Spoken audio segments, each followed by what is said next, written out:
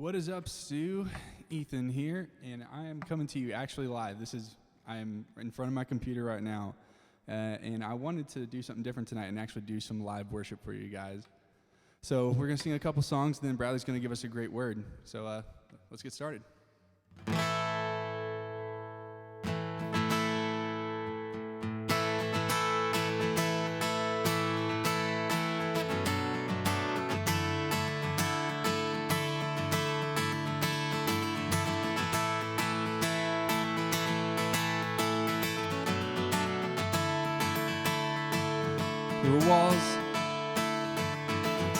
There were walls between us. By the cross you came and broke them down. You broke them down. There were chains around us. By your grace we are no longer bound. No longer bound. You called me out of the grave. You called me into the light. You called my name and then my heart came alive. Your love is greater, your love is stronger. greater. Your love awakens, awakens, awakens me. Your love is greater. Your love is stronger. Your love awakens, awakens, awakens me.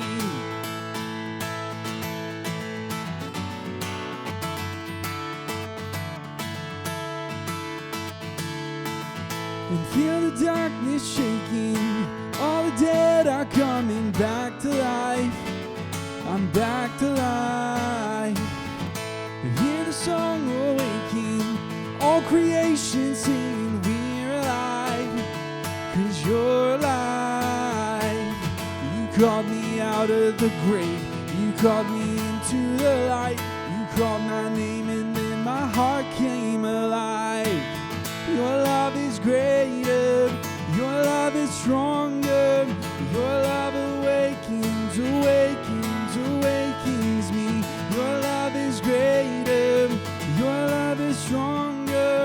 Your love awakens, awakens, awakens me.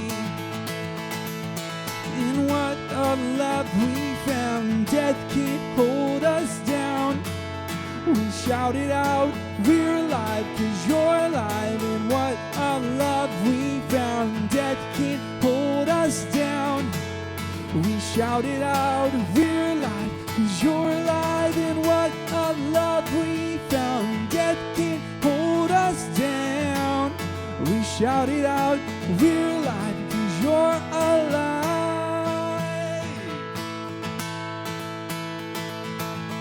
Your love is greater. Your love is stronger. Your love awakens, awakens, awakens me. Your love is greater. Your love is stronger. Your love awakens, awakens, awakens me. Your love is greater. Your love is stronger. Your love awakens, awakens, awakens me. Your love is greater. Your love is stronger. Your love awakens, awakens, awakens me.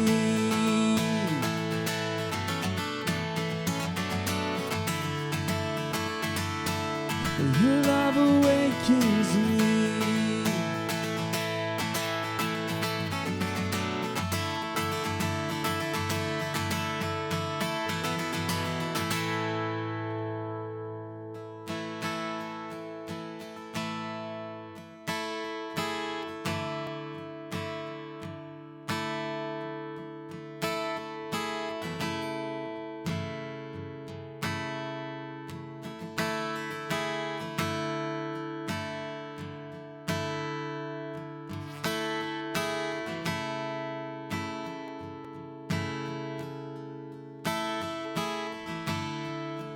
Walking around these walls,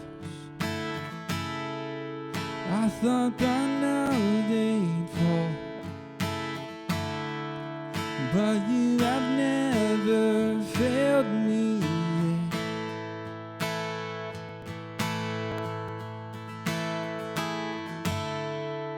Waiting for change to come, knowing the battle's won,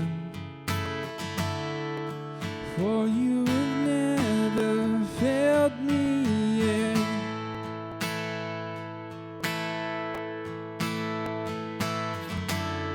Your promise still stands.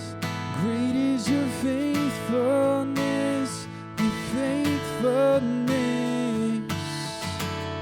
I'm still in your hands. This is my confidence. You never failed me yet.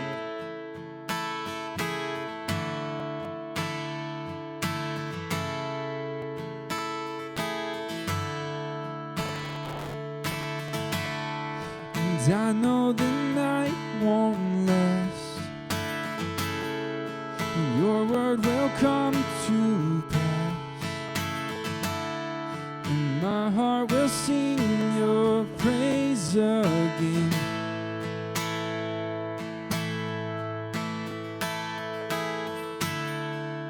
Jesus, you're still enough.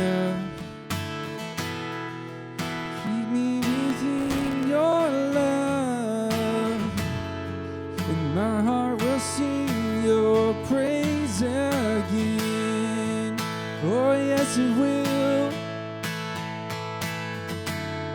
Your promise still stands. Great is your faithfulness, your faithfulness.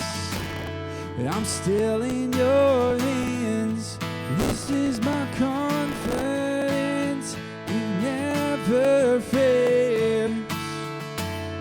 I'm still in your hands. This is my confidence. You never failed me yet. Never failed me yet. I've seen you move. You move the mountains, and I believe I'll see you do it again. You made a way where there was no way, and I believe I'll see you do it again. I've seen you move. You move the mountains, and I believe I'll see you do it again. You made a way where there was no way, and I believe I'll see you do it again.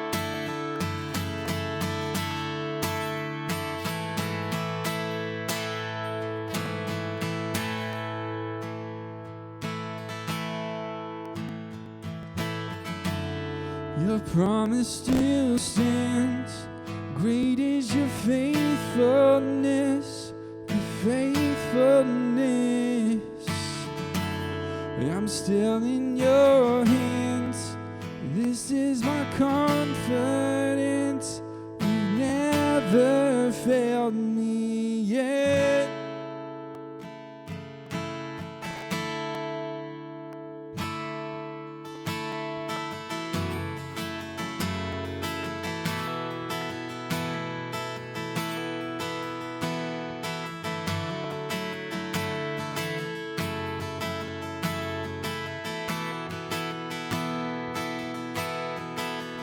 You give life, you are love, you bring light to the darkness, you give hope, you restore every heart that is broken. Great are you, Lord. It's your breath in our lungs, so we pour out our praise. We pour out our praise. It's your breath in our lungs, so we pour out our praise to you only. Great are you, Lord.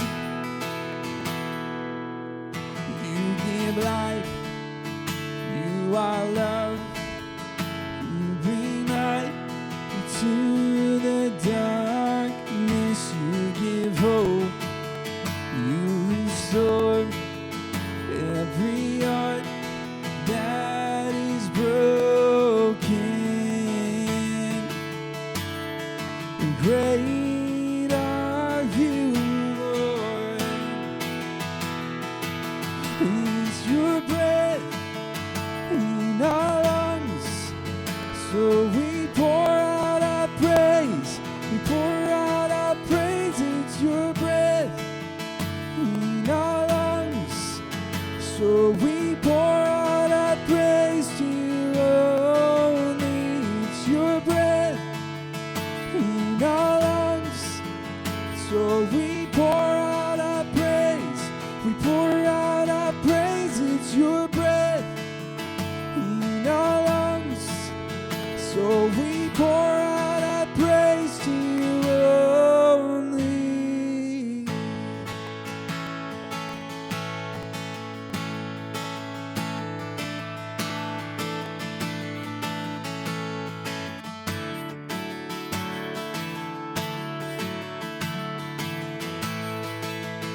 praise all the earth. And all the earth will shout your praise. Our hearts will cry, these bones will sing. Great are you, Lord. And all the earth will shout your praise.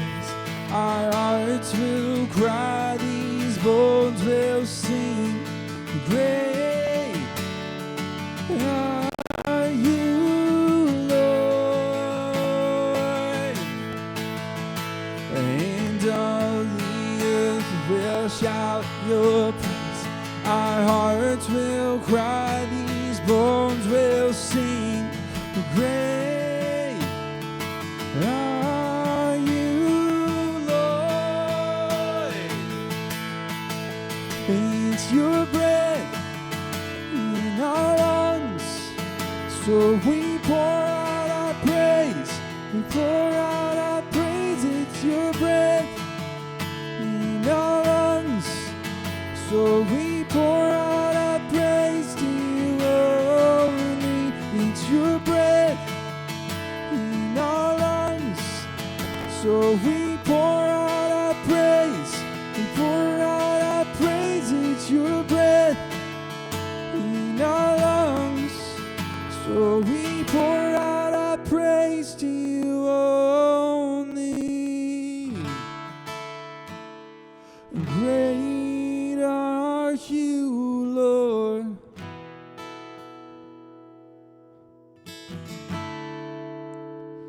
And great are you, Lord.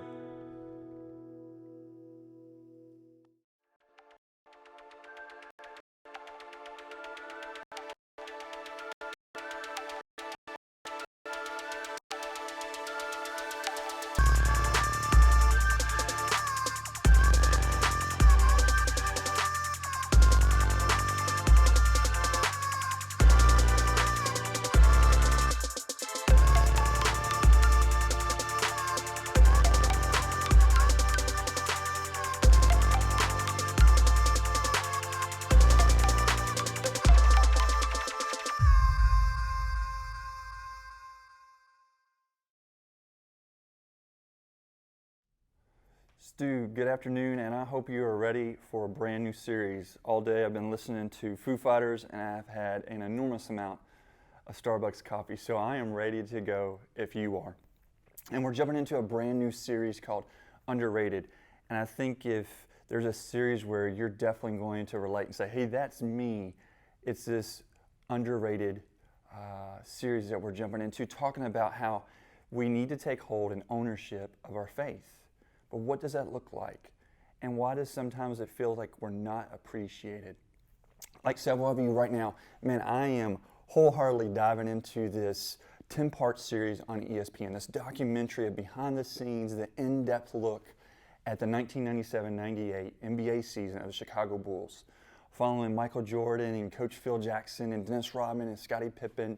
And within the first 2 episodes, we learned very, very quickly, man, Scottie Pippen is underrated, big time. This guy is like one of the top 5 players in the entire NBA league, and he's only the 6th highest paid player on the roster. To put it in perspective, Michael Jordan that year made $33.1 million, and Scottie Pippen only made $2.8 million. Still a lot of money to us, but for them, that was chump change. For them, that was underrated. If you look at all the stats, which I did before I started writing this message, Scottie Pippen was basically the number 2 guy for everybody and all the stats for that Chicago Bulls team. And yet, he was only the 6th highest paid player on their roster and number 122 in the entire NBA. Man, what a slap in the face. And what about you? Has there ever been a moment, has there ever been a time, and particularly because of your age, that someone said, no, someone else can handle this, or you're not quite ready yet, or you're not old enough, you're too young? Especially with middle school and high school. Man, that's the time when we're starting to want to take on responsibility. That's the time that we feel like we are ready to have some kind of skin in the game, if you will. Like, hey, okay, if this doesn't work, it's my fault. But if it does, hey, I had a little bit to do with that. And that definitely carries in to college as well. I remember when I was at the University of Kentucky, and this is the first time that I felt it really, really kind of punch me in the face, if you will, that my age was seen as a conflict. I wasn't prepared, I wasn't ready in this person's mind. I was working at John's Run and Walk Shop. It's a running specialty store. We analyze your gait and how your foot works, and we help you select the right shoes for your feet. And the store's been there for over 50 years. It's a legendary kind of mom and pop shop. And I made noise within the store because I was the youngest employee by 20 plus years. I was in my early 20s, and the next youngest person was in their early 40s. I, to this day, really don't even know how I got lucky and got the job, because every single runner, especially a college runner and former athlete, man, they want to work in a running store. Like, it's like the dream job. If I'm not going pro as a runner, I'll work in the running industry in a running store. And I begged and begged and begged to get this job and never heard anything back. And finally, I got this phone call in the middle of the day out of the blue and said, hey, do you still want to work for us? I was like, heck yeah, I do. And next thing I know, I'm working at John's, but everyone's old enough to be my parents here at this shop, and then there's me. And I remember this couple came in, and I approached them, and I wanted to work with them. And the husband would not give me the time of day. Someone else had taken the wife and was going to work with the wife, but he's like, no, I'm going to wait for someone else. And I could tell by his demeanor, it was because of my age, he didn't work with me. It went as far as to be able to say, like, this guy doesn't think I'm qualified. I'm not ready. What he didn't know was I was actually getting a degree, and basically done with the degree, that studied how the body moved, how the body worked, how it functioned, the mechanics of it all. He also didn't know I was a runner, and I started coaching that year as well. And this is what I lived and breathed. I was working more hours in the store than anyone else. I was the #1 salesperson in the store more than anyone else. But yet my age, he saw as a conflict. This guy can't be qualified. This guy can't know enough or know more than these other people who are twice, even 3 times his age. I took it on the chin, and I moved on to the next person that came through the door. We constantly had people coming in. And it just so happened I started working with this person right next to this older gentleman who was sitting there waiting for someone else to work with him. And I started working with this other customer, and I started analyzing and explaining and showing exactly what they needed and why they needed certain types of shoes for their feet. And at the end of it, I take this person to the point of sale, the cash register, and check them out and give them their items. And this older gentleman comes up, and he's like, man, I owe you an apology. I sat there in awe and watched you do what you do best. This is your craft. This is your gift. This is what you're really good at. He's like, man, I'm embarrassed to say, like, I just saw you. You're so much younger than everyone else. I just assumed this guy's not qualified. This guy's too young to know. What's he going to help me with? And he said, obviously, you take a lot of time and interest and pride into what you're doing. And I'm really, really embarrassed that I just looked at your age and just kind of assumed you didn't know anything. You can relate to this.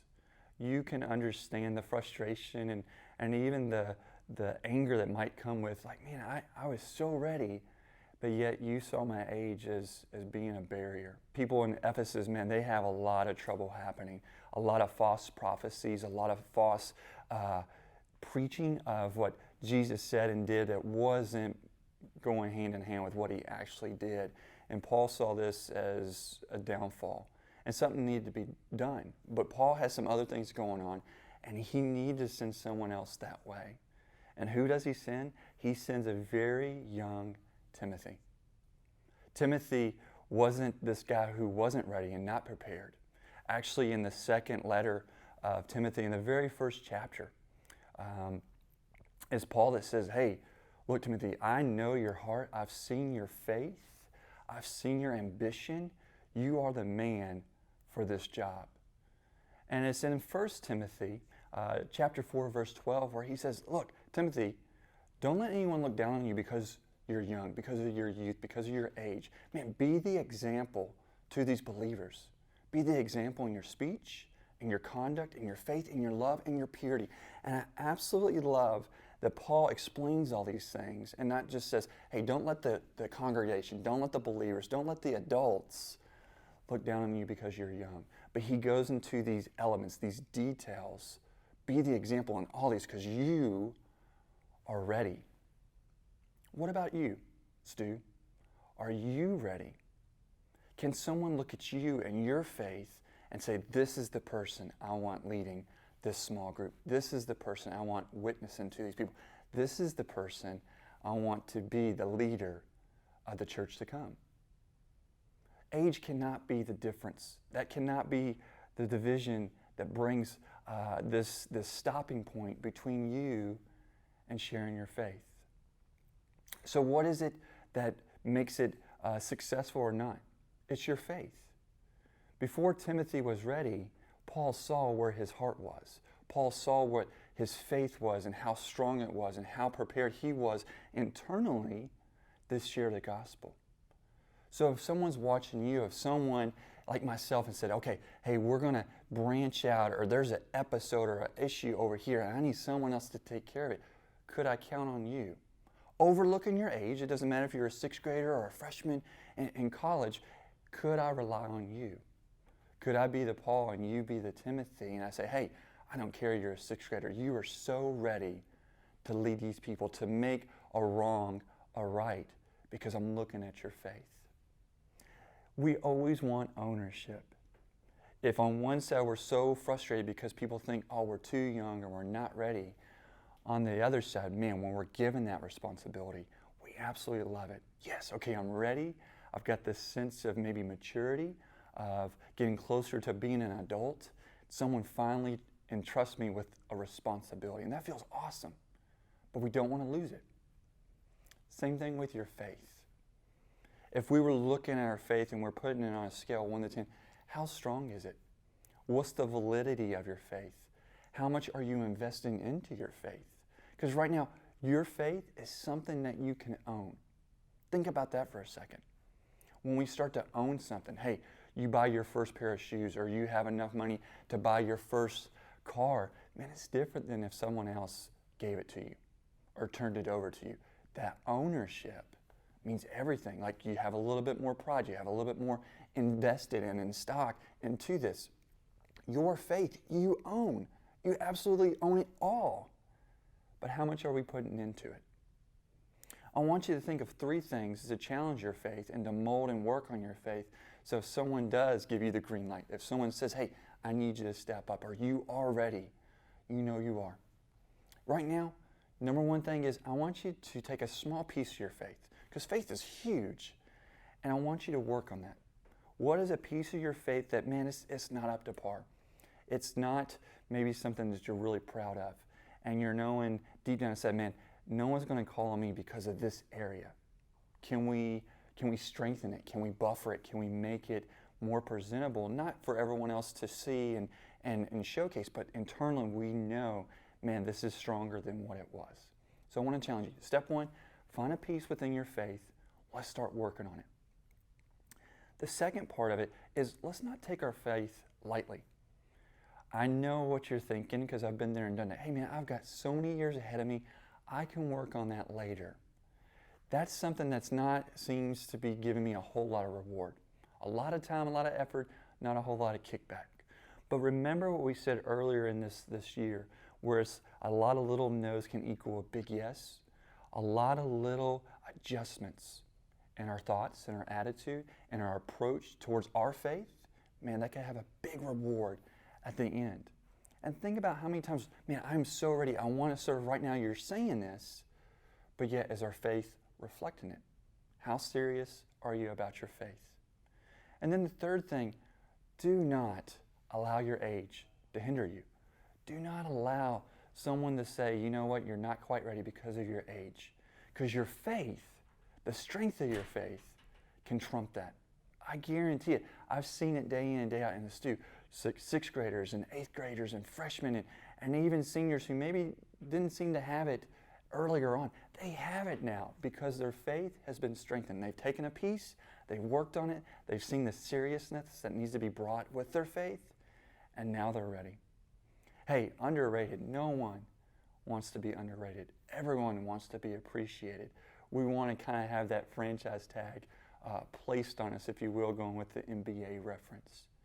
But our faith, we've got to have that solid. So a Paul, a Bradley, someone else of a way more importance than me can look into you and say, that's the person I want leading this group. That's the person who can go out and make a difference for the kingdom of God.